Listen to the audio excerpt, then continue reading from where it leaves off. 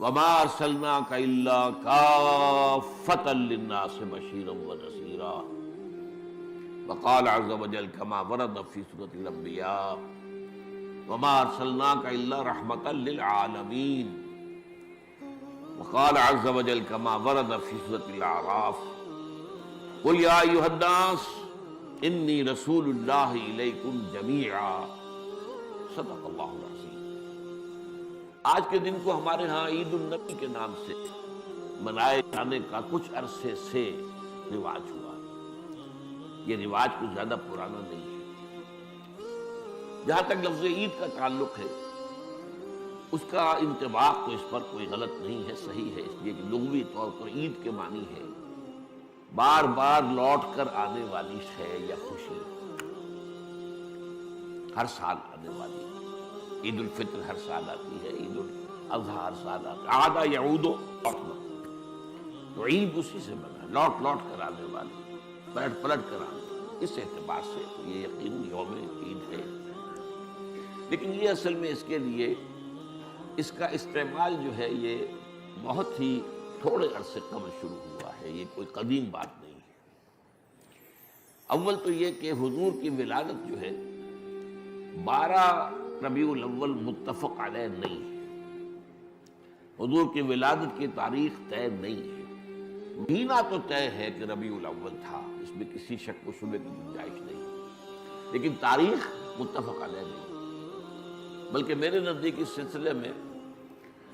قاضی سلیمان سلمان منصور پوری رحمۃ اللہ علیہ تو ایک بڑی عظیم کتاب کے مصنف ہیں، اگرچہ وہ اتنی مشہور نہیں ہو سکی جتنے کہ مولانا شبلی کی رحمۃ للعالمین مشہور ہوئی ہے،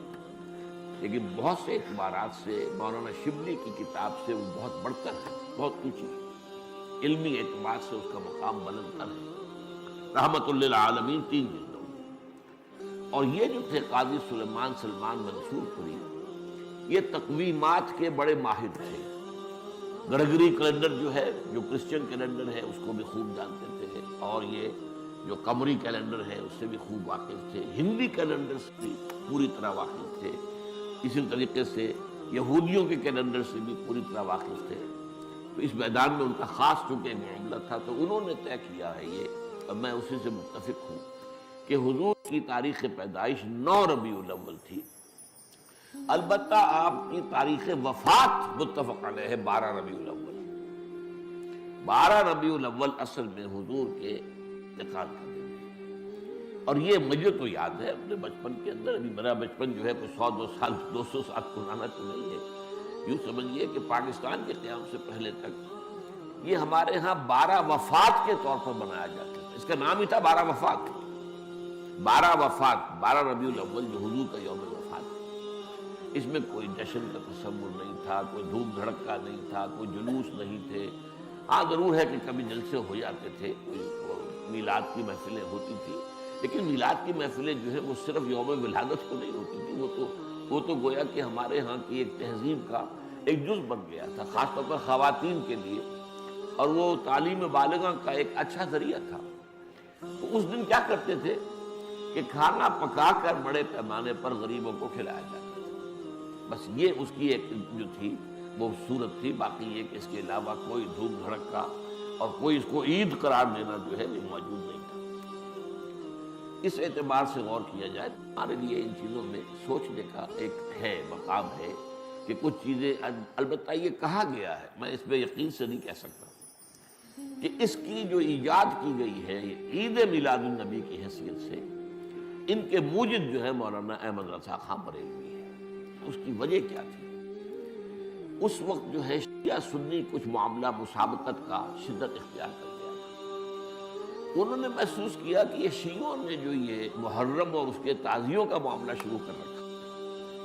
اس سے سنی عوام بھی بے انتہا متاثر ہوتی، اس میں دھوم دھڑکا ہوتا ہے، اس میں پٹے کھیلے جاتے تھے، اس میں طرح طرح کے ساتھ تماشے ہوتے تھے، یہ وہ پرانے، آج کل نہیں ہوتے وہ چیزیں، لیکن ہمیں بچپن میں یاد ہے کہ وہ جو ہیں وہ پٹے کھیلے جا رہے ہیں، تو گویا کہ شمشیر سنی کے مظاہرے ہو رہے ہیں، تو سب جاتے تھے، ہم بھی جاتے تھے، جا کر دیکھتے تھے، سب مسلمان شریک ہوتے تھے۔ اب اس ضمن میں جو بھی کچھ بیان کیا جاتا تھا وہ اس کا ظاہر بات ہے کہ ہمارے ذہنوں پر، ہمارے تحت الشعور پر اثر پڑ رہا تھا۔ تو یہ جو ہے اس کا ایک دعویٰ کرنے کے لیے کہ اس کا علاج ہم سنی بھی کریں تو کوئی ایسی ہی چیز ہونی چاہیے جو لوگوں کی دلچسپی کا ذریعہ بن جائے، موجب بن جائے، اور لوگ اس کے اندر ذوق در ذوق شریک ہوں۔ تو یہ میلاد النبی کے جلوس جو ہیں